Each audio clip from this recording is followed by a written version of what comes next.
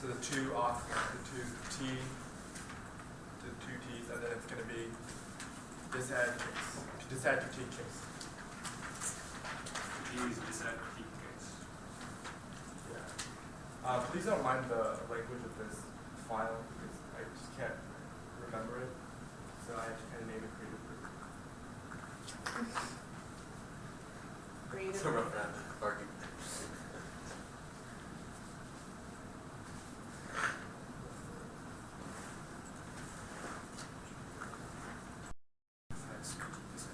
So it's T substantial box critique disadd case now? Yeah, sorry, okay. Ready? Counter-interpretation substantially means to a large extent, Merriam Webster 2002, to a greater extent or degree, increase means to make larger or greater in quantity or degree, and Carter 2007. Make it become larger or greater in number, quantity, or degree. Statutory restrictions or legislative limits. Black Law Dictionary 2.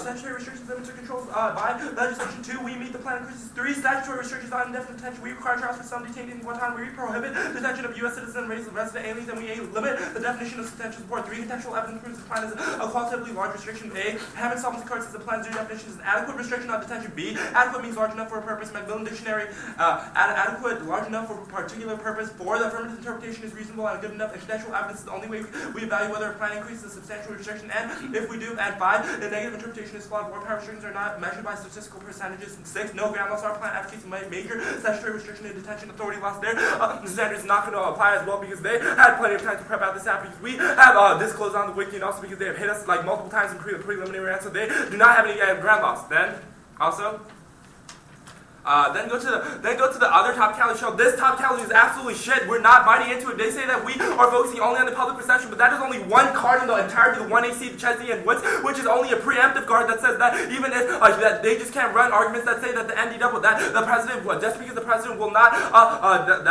that the argument that the president will not detain U.S. citizens, that is not what is important, but it is the perception that he actually will. We're not, our entire plan is not focused on this card. It's just a major, supplementary part of the plan, so you should not reject it on the basis of reasonability. But second, I would say that you can cross-apply the response that I make on the other T-shell because we do place like a vague restriction on presidential war powers as outlined by the arguments that are contextualized in the counter-interpretation. Also, you should be reasonable because the AC has been topical on this topic for the past 3 or 4 tournaments, so you should at least give it some leeway. And also because if we nullify the 1AC, that means that we lose 9 minutes of the speech time, which puts me and my partner at an extreme disadvantage. This literally means we have to restart in the 1AR, which is terrible for debate. Then also, they don't read a voter as to why you should be why you should reject us as a team. So that means that you should just, if it comes down to it, you should just reject the argument, not the debaters. So this means that topicality goes away because we are meeting their interpretations. Also, this means that their interpretation does not matter. But let's go to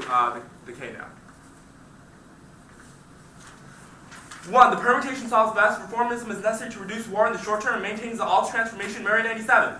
Realism ultimately agrees that elements of the international system are largely social constructions. Critical theoretical perspectives are divorced from the current realities of international politics altogether. Realism's emphasis on first addressing the immediate obstacles to development ensures that at least generates strategies which offer us a tangible path to follow. If these strategies perhaps lack visionary appeal, emphasizing simply the necessity of a restrained, moderate diplomacy in order to ameliorate conflicts between states, they at least seek to take advantage of the possibilities of reform in the current international system with the jeopardizing possibilities of order. Critical theories can be criticized for searching for a tomorrow which may never exist, thereby endangering the possibility of establishing any form of stable form of order in there and now. Realism's distinctive contribution thus lies in the basis on which some forms of synthesis reflectivism might be achieved, oriented in its genesis towards addressing the shortcomings in an idealist transformatory project. It is essentially motivated by concern to reconcile vision with practicality to relate utopian reality. Got the card there. This is you're taking out their sovereignty after because it's saying that he can't actually solve for the structural barriers that all the harms that come with the K because he is just living in some fairyland utopia. We have to at least some point embrace the realism and say that we have to work with the state and also understand that the state is the only way we can solve this. So the permutation is the best way to solve this fact because we are synthesizing reality and what is ideal, and we are putting it together. We are reaching a common ground, which is the best way to solve the critique, which is the Murray 97 evidence. But second, I would say you can permit again. Absolute claims about security must be questioned. Burke 7. Wait, no, not that. Scratch that. Even if war, violence, and disorder are inevitable, escalation and terminal impact is an approach to plan as a means to reduce the worst forms of violence. We can't guarantee utopia, but we can keep things from getting worse. Flynn 7. Thinking about preparing for one thing, can we go very wrong, not to become about a nation of chicken littles, this foolishness, self-destruct, to oscillate between immobilizing fear and blithely going about our lives playing societal version of Russian roulette, which they do. Natural disasters will happen, not all. Terrorist attacks can be prevented, however, though what is preventable is the cascading effects that flow from these disasters and attacks, the loss of life, and economic fallout that disasters reap will always be magnified by our lack of preparedness. And second, moving away from security creates new challenges and increase the risk of war. During 99, this acts as a functional link to the security case because he is just perpetuating the harms that he's trying to avoid. By neglecting the underlying problem, security, the probability of war perversely increases if the government fails to provide security and to maintain deterrence. Though one opens up the possibility of new challenges, a conqueror will like to make his entry into our state and oppose that is the underlying dilemma. One argues that a major war is not likely to occur, and as a consequence, one need not necessarily be so concerned about providing the defenses that underlie security itself. History shows that surprise threats, emerging rapid destabilizing efforts are nature trying to provide that missing defense, and all this contributes to the spiral uncertainty that leads into the end of war. Next, permutation. Do the entire plan, all parts of the alternative that don't involve explicit rejection of the plan. Moreover, this perm is going to be solving 100% for the critique, but their advocacy is not, their alternative is not explicitly saying reject the 1AC. Literally, the text of their alternative is question the 1AC. Yes, we can question all you want, but the permutation solves the best at the end of the day because we come through the synthesis of reality and utopia. Moreover, we're going to be solving 100% because we're going to be questioning and also avoiding the net benefits of the harms of that come with the status quo. Then you could also you could flow this up like the critique.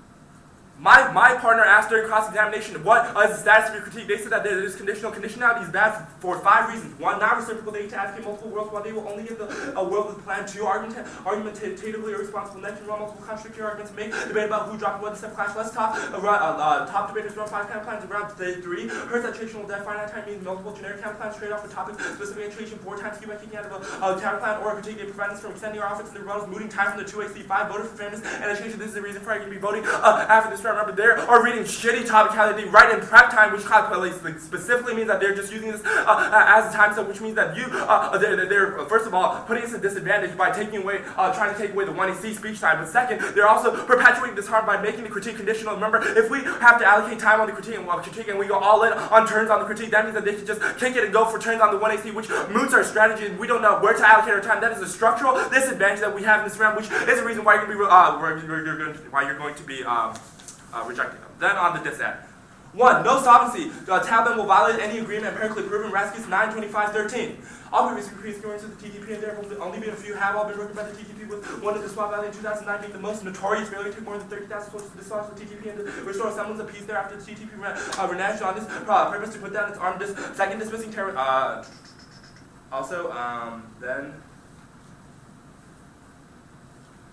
Then go to case. And also, there's no link to the 1AC. We're not specifically saying we're going to do shit with Taliban. We can still indefinitely detain them, which means that the harms of the dissent does not link. Remember, they should have read the plan and specifically asked us, do you detain specific Taliban members that are key to maintaining stable peace with the Middle East? But they have not. So insofar as that is true, the dissent does not link into the plan because we could still indefinitely detain those people. Remember, we still open the door for indefinitely detaining certain terrorist suspects that are very integral to national stability.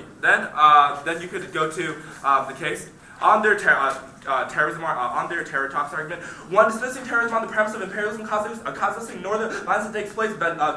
This acts as a turn on his argument of terror talk.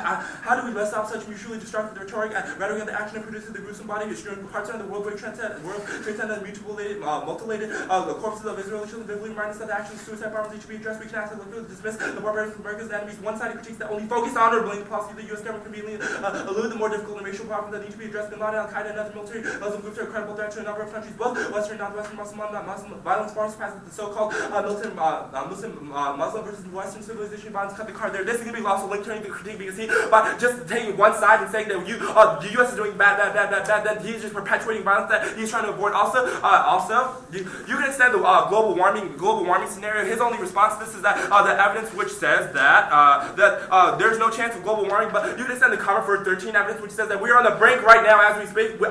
Our evidence trumps theirs because it post-states it and is much more new and unique, this evidence. So you're going to be referring Comerford evidence that you could extend the soft power advantage, which you could extend the NDAA tank soft power and violence international law, and the Lagan evidence which says that is key to solving global warming, and that Comerford evidence says it gives us a link to extinction. Extinction is going to outweigh every other structural harm coming out of the critique because it is try or die literally for the ass. If everybody is dead, then structural violence does not matter insofar as everybody cannot even experience the structural violence. Also, extend the Mendelssohn and Tragman evidence, which says that U.S. human rights leadership is key to solving this problem back.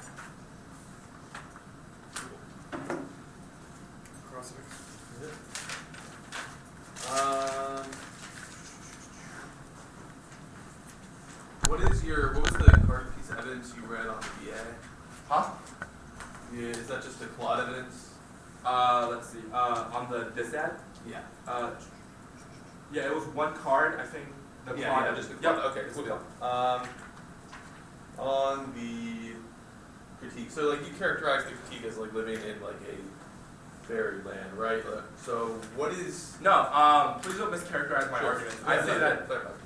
some aspects of the critique are a little too utopian, and that is why we have to come to a middle ground between what is reality and what is the ideal. And the way to do that is through the permutation. Okay, so what is reality? What is reality? How do we determine reality? Well, that's what the evidence is saying. Reality says that we have to realize that change and reform has to come through the state. Moreover, the dangers that we experience today, those are the other cards, they cannot just simply be ignored in the name of imperialism. We have to constantly be on the lookout for these, otherwise it further incites violence that you try to avoid in the first place. So that's a link to the critique as well. So why is the state necessary? Why is the state necessary? So that fine young gentlemen like you can go to school at West Point. That's I can't argue against that. But yeah, then again, I wouldn't mind getting a few days off. As far as like your Duran evidence, like you say like moving away from like securitization kind of logic is going to immediately lead to war. Like who exactly is going to where exactly are these wars? Oh no, that's not saying that the moment we move away from securitization, it's going to lead to war. It's saying that once we start shifting away from having emphasis on other countries and the threats that are before us, then bad things like terrorism and destabilization and chaos in society will erupt. That is the argument that is being analyzed. Okay. So I have two perms, right? Can I get the text for both of those? Yes, sir. The second perm is do the entire plan and all parts of the alternative that don't involve explicit rejection of the plan, which totally makes sense because you don't say reject the plan, you just say we should question something. Then the other perm is, we actually have three perms. Okay, what is the third perm? Yeah, that's the third perm. I just told you the second perm is absolute claims about security must be questioned. Oh wait, no, actually I didn't read that, sorry. The first perm, so there's two perms. The first perm is that the reformism is necessary to reduce war in the short term and maintain the Alps transformation. And that's the Murray 97 evidence. Sounds good. Yeah, I believe it. It's a good part. Okay. So as far as the specific, can you like name some of these specific groups that are going to commit like harms against the United States? In what scenario? Like, what are we talking about? Yeah, on your first advantage. My first advantage? It's time. Terrorists. We'll take prep.